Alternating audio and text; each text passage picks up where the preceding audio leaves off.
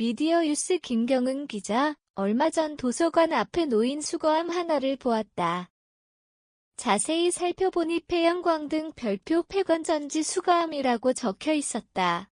평소 폐건전지 수거함이 있다는 사실은 알고 있었지만 폐영광 등 수거함의 존재는 몰랐던 터라 꽤 생소하게 느껴졌다. 그러면서 자연스레 한 가지 궁금증이 떠올랐다. 폐영광 등은 왜 따로 수거해야 하는 걸까? 이 의문을 해결하기 위해 필자는 거주하는 지역의 환경과 담당자에게 문의해보았다. 담당자는 폐영광 등을 수거함에 분리 배출해야 하는 가장 중요한 이유로 수은을 꼽았다. 담당자에 따르면 폐영광 등 안에 수은이 함유되어 있는데 수은은 유해 폐기물로 지정되어 있다며 사람들이 폐영광 등을 일반 쓰레기나 재활용품처럼 배출하면 제품이 깨지면서 수은이 인체에 해를 가하는 문제가 생길 수 있다고 말했다. 특히 수은은 인체뿐만 아니라 환경에도 오염을 유발할 수 있기에 매우 위험성이 큰 물질이다.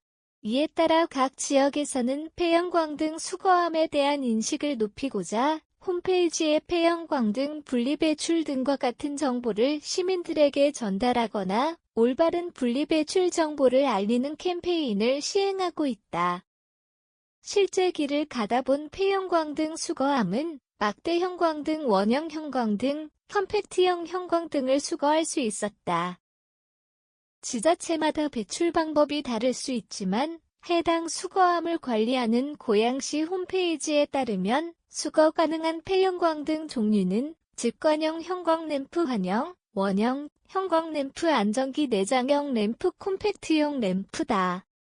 주의할 점은 수은 등의 유해물질을 포함하고 있으므로 깨지지 않도록 주의해서 배출해야 하며 형광 등 본체만 수거함에 넣고 포장재는 재질별 분리 배출을 해야 한다는 것이다. 반면 깨진 폐영광 등은 수거가 불가능하므로 신문지 등에 밀봉하여 종량제 봉투에 배출해야 한다.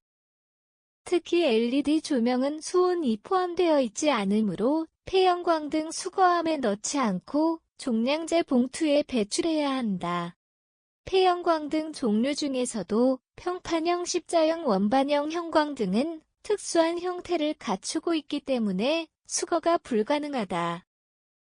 만약 근처에 전용 수거함이 없다면 제품이 깨지지 않도록 불연성 마대로 싸서 배출해야 한다. 필자가 거주하는 지역에서는 주로 행정복지센터 내에 폐영광 등 수거함이 배치되거나 도서관 아파트 단지에 배치돼 있었다. 하지만 수거함을 직접 보기 전까지는 폐영광 등 수거함을 아예 모르거나 수거함이 어디에 있는지 잘 모르는 경우도 많았다.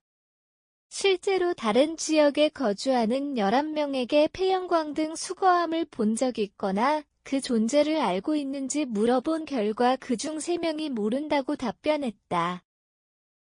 비율로 따지면 약 27.2%로 꽤 높은 편에 속한다고 볼 수 있다. 각 지역에서 폐영광 등 수거함 인식 개선을 위해 홍보하는 등 노력을 가하고 있지만 아직 시민들에게 잘 도달되지 않고 있는 현실을 알 수 있는 지점이다. 따라서 시민들의 접근성을 높이기 위해서는 폐영광 등 수거함 위치 정보를 쉽게 파악할 수 있는 것이 가장 중요하다. 대표적으로 서초구에서 운영하는 서초 빅데이터 플랫폼은 폐영광 등 폐건전지, 수거함의 위치를 지도에서 간편하게 파악할 수 있도록 서비스를 제공하고 있다. 은평구에서 운영하는 은평데이터 광장도 폐영광 등 별표 폐건전지 수거함의 위치 정보를 지도에 표시하여 제공하고 있다. 이처럼 각 지역에서 모바일 앱이나 웹사이트에서 지도 형태로 수거함 위치 정보를 제공한다면 시민들은 수거함 위치를 더 편리하게 찾을 수 있다. 특히 수거함 위치를 몰라서 폐영광 등을 일반 폐기물로 배출하는 문제는 줄어들게 될 것이다. 폐영광 등 수거함은 우리 동네 지역 그리고 사회의 환경을 지키는 소중한 시설이다.